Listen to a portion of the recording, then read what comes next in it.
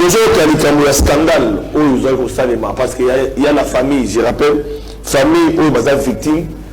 Beaucoup de bango na papa sentinelle dans les jours à venir. Beaucoup de bango na journée c'est beaucoup de pobo qu'est-ce qui se passe.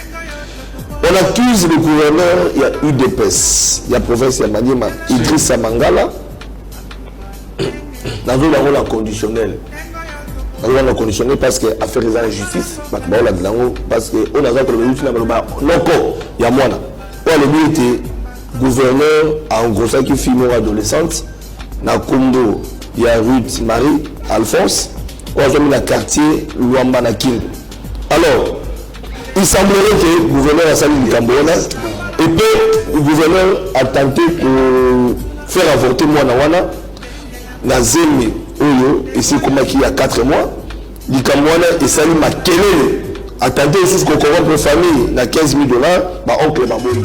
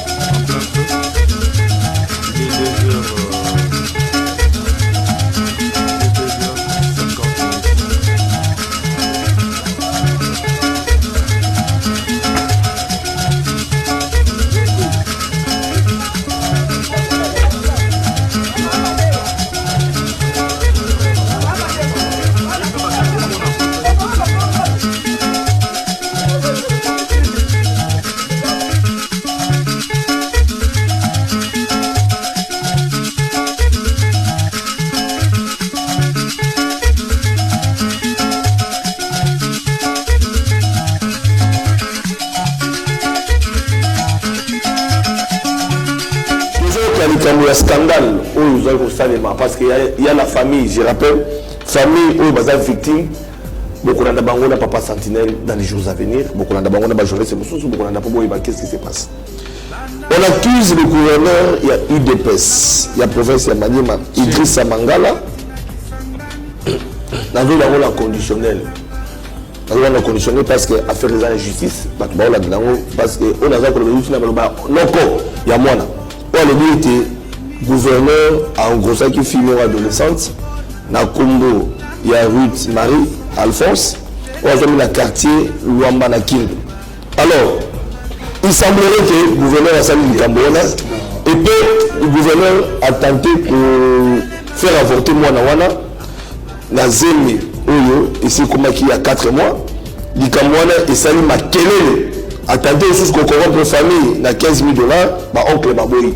Na ngolo toujours ba société civile ya Maniema ba télé le Cambodge il a été procureur général à la saisi na Cambodge famille peut ba sengete a démissionné peut ba kangaye asamba pour être à BBC via moi na bango ce qui est dans livre tout dans faux to ko bango dans les jours qui viennent gouverneur a appelé la droit à couper ça droit de réponse ce qui est dans livre faux parce que le Cambodge est dans famille ya mwana de battre les Cambodge peut calamé vite de robot na bango émission papa sentinelle au monde bango émission papa sentinelle là que le bango c'était famille wana au monde bango papa sentinelle de la zone de Cambodge parce que la mission papa Maniema pour baloba qui était papa sentinelle tu déterminé dans les Cambodge papa le bela biso tu as dit na biso babola tu as sur le côté mais moi nous avons na biso oyo BBC ba tenter ba BBC dans les Cambodge ils allaient pas venir corrompre biso famille papa sunga biso bokonza mboka ayi ba Cambodge ba kamba mboka baboyi ba o bazana ka ba même parce que et comme une famille wana et comme on appelle le botana bino ce qui peut aller le coup justice à Moussanango mais jusque là le gouverneur jouit de la présomption d'innocence pour la sanité et puis la bien au conditionnel sur la différence faux yé mon condé à coller carton pour tinda batu tout peut le canal sur la faux mais nous avons cette information parce que dans les heures dans les jours qui viennent tout connaît ma famille bibota va ko dénoncer donc la Dikambwana na kangipa. Merci beaucoup à la population de Maniema. Partout où vous êtes, je vous en félicite et je vous en remercie infiniment. Merci beaucoup. mes administrés, population Nabiso, je suis très fier. La population Nabiso Manyema.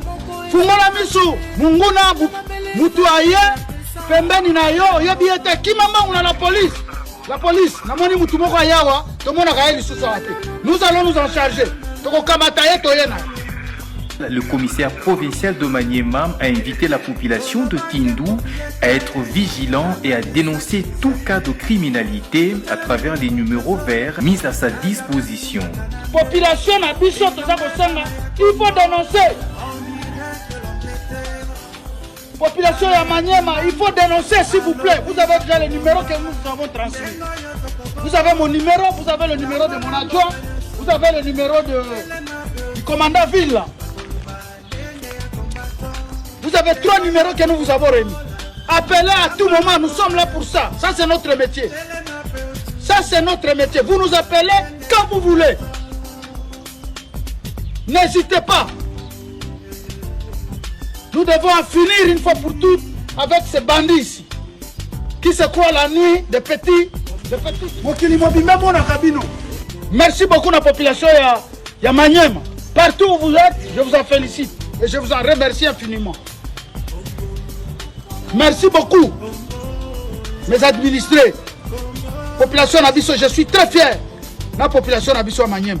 Fungola misu, munguna, mutu aye, pembeni na yo, yebiete, kimama una la police. La police, namoni mutu moko ayawa, tout le monde a réalisé ce Nous allons nous en charger.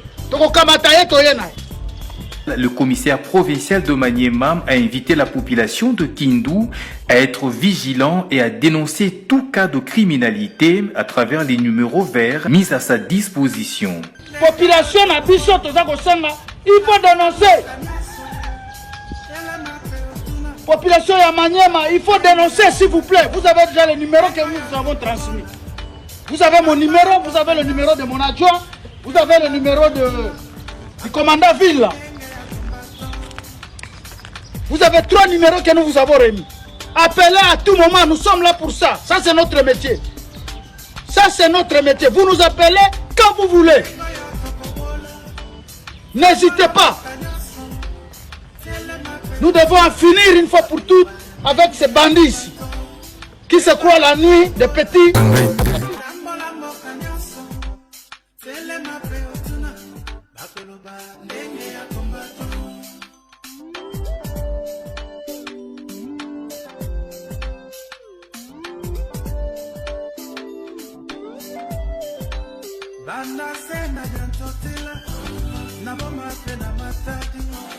na koti na kisangani akasai pena